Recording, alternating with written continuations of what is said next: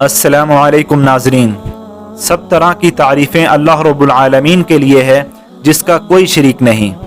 आज हम क़यामत की निशानियों और घर में बेबरकती और वक़्त का जल्दी गुजरने के मुताल्लिक़ कुरान और हदीस की रोशनी में बात करने वाले हैं। रसूलुल्लाह सल्लल्लाहु अलैहि वसल्लम ने फरमाया, क़यामत नहीं कायम होगी यहाँ तक कि ज़माना करीब हो जाएगा।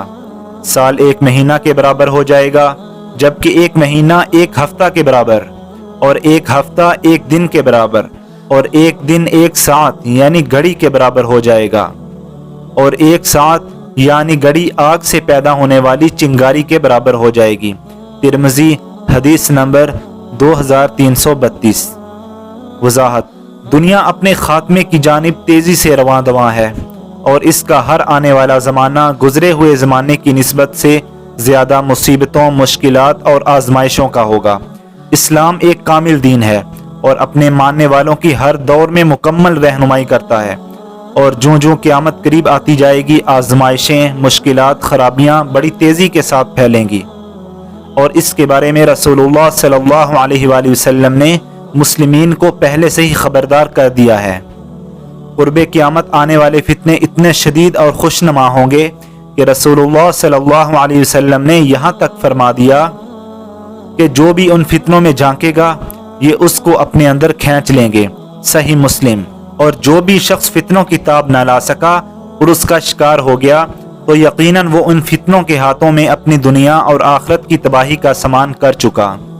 फितने इतने शदीद हों या शदीद से शदीद तर हो जाएं कि उनमें गैर जानिबदार रहना या बच जाने का कोई रास्ता इंसान को नहीं समझ आएगा। एक तरफ जान का फितना, हिरज, बाहमी कत्ल गारत और बगावतों की शक्ल में, तो दूसरी जानिब माल का फितना, गसब, हवस, छीना जुपटी की सूरत में। एक जानिब बेहयाई के फितने की तबाहकारियाँ, तो दूसरी जानिब सूद के धुएं से मुतासिरा मुआशरे वगैरह वगैरह। फितने तो इतने ज़्यादा हैं कि हर आने वाले दिन के साथ हज़ारों नए से नए जन्म ले रहे हैं कि जिनका इहाता मुमकिन नहीं।